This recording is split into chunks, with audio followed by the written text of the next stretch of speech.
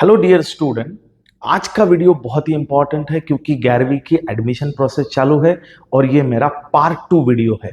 पहले वीडियो में मैंने पार्ट 1 कैसे फिलअप करना ये बताया था, बट अनफॉर्चुनेटली व्हाट हैपन, पहले ऐसा था पार्ट 1 फिर होता था पार्ट 2 रिलीज, लेकिन टेक्निकल प्रॉब्लम आने की वजह से इस बार की एडमिशन प्रोसेस में पार्ट 1 और पार्ट 2 साथ में दिया गया, यानी कि कॉलेज के ऑप्शंस भी साथ में दिए गए और उसका डेट भी बढ़ा के दिया था। यानी 3 जून तक जो डेट था उसको बढ़ा करके उन्होंने 5 जून कर दिया था। किसी भी बच्चे को जिसको फॉर्म भरना था, ऑनलाइन प्रोसेस में पार्टिसिपेट होना था, उसकी डेट बढ़ करके 5 जून को 6 बजे तक थी। आई होप सभी बच्चों ने वो फॉर्म भरा होगा, और यदि आपने फॉर्म भरा है तो मैं आपको अब बाद की प्रोसेस बता रहा हूं। लेकिन सबसे बड़ी न्यूज मैं आपके लिए लेके आ रहा हूं, ये आपका होम पेज है और होम पेज में एक अनाउंसमेंट आपके लिए लेके आ रहा हूं।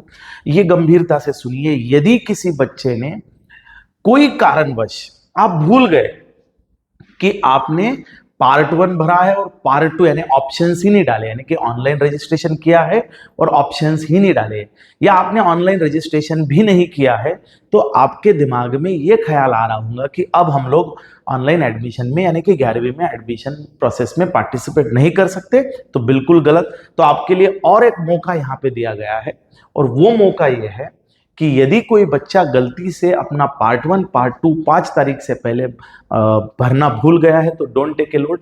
पहले एडमिशन प्रोसेस होने के बाद में जब कॉलेज रिपोर्टिंग हो जाएगा और दूसरा राउंड शुरू हो जाएगा, तो हर राउंड के शुरुआत में नए से आप पार्ट 1 और पार्ट 2 फिलअप कर सकते हैं। तो जिसने ऑनलाइन प्रोसेस में अभी पार्टिसिपेट नहीं किया होगा गलती से, तो वो बच्चे टेंशन ना ले, वो दूसरे राउंड का वेट करे, तब वो पार्टिसिपेट कर सकते हैं।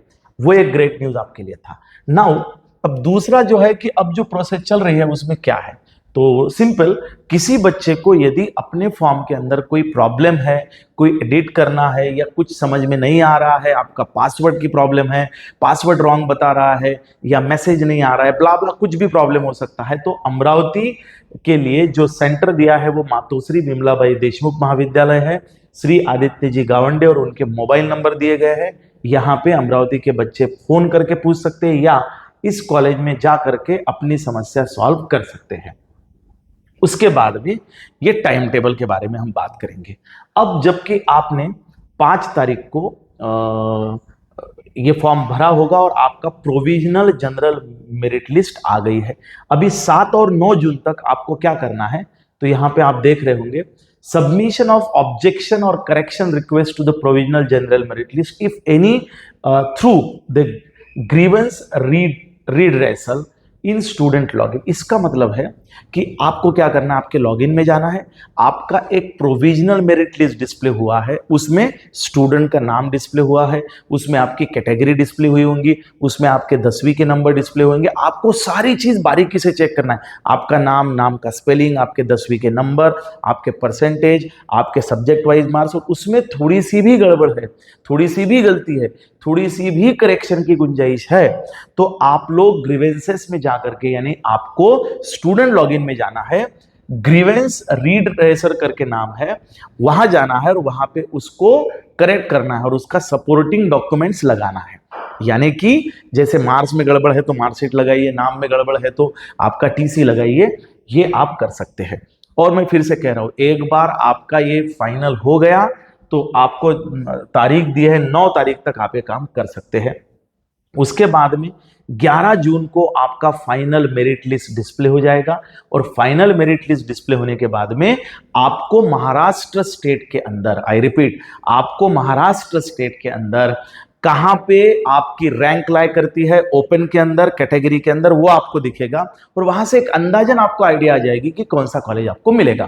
तो ये फाइनल। उसके बाद में 12 से 14 जून में उन्होंने 0 राउंड कोटा एडमिशन, उसके अंदर minority quota, in house quota, management quota at college level list will be provided by the department. यानी हर कॉलेज में जैसे कैप की सीट होती है वैसे इन हाउस कोटा, जिसको हमारी भाषा में मैनेजमेंट की सीट्स बोलते हैं, 5 एक सीट उसकी होती है, उसके बारे में कॉलेज डिपार्टमेंट जो है वो आपको इंफॉर्मेशन देगा कि इस कॉलेज में इतना इतना इन हाउस कोटा है, और वो एडमिशन भरने का अधिकार सिर्फ कॉलेज को होता है, यानी वो एडमिशन मैनेजमेंट लेवल पे भरेगी।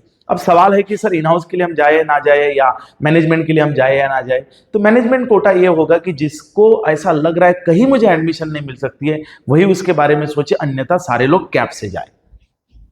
17 जून आपका कैप राउंड होगा, आपकी final eligible merit list prepare होगी, और आपका 26 जून को, यानी अब आपको डेट मिली है 26 जून को, आपका display junior college allotment list आपके पोर्टल पे, आपके लॉगिन में आपको कौन सा कॉलेज मिला वो कितने तारीख को दिखने वाला है बच्चों? आपको 26 जून को। Now once college has been allotted, अब ये प्रोसेस बड़ी इंपॉर्टेंट है कि आपको क्या करना है। मान लीजिए आपको एक हाथ कॉलेज अलॉट हो गया, तो आपके पास ऑप्शन है। पहली चीज समझ लीजिए, यदि आपके ऑप्शंस नंबर में से यदि वो पहला ऑप्शन है तो वो कंपलसरी आपको लेना है। आई रिपीट, यदि वो ऑप्शन पहला है तो कंपलसरी आपको लेना है और उस कॉलेज में जाकर के एडमिशन लेनी है। इन केस आप वो कैंसिल करते हैं तो आप आने वाले राउंड के लिए भी एलिजिबल नहीं रहेंगे। मीनवाइल पहला ऑप्शन कंपलसरी है। यदि दूसरा ऑप्शन या कोई आता है तो फिर आपको चॉइस मिलेगी स्टूडेंट को प्रोसीड फॉर एडमिशन में, और वहां पे आपको प्रोसीड फॉर एडमिशंस में जाना है स्टूडेंट लॉगिन में, और अपलोड रिक्वायर्ड डॉक्यूमेंट्स करना है।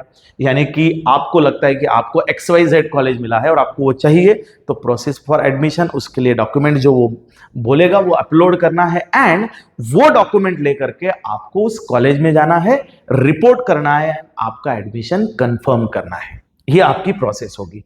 मान लीजिए यदि आपको वो एडमिशन प्रोसेस के लिए नहीं जाना है और आप चाहते हैं कि आप रेगुलर राउंड 2 के लिए जाना चाहते हैं, तो आप उस प्रोसेस को डिनाई कर सकते हो। यानी कि student who have been allotted first, ये तो मैंने बोल दिया है।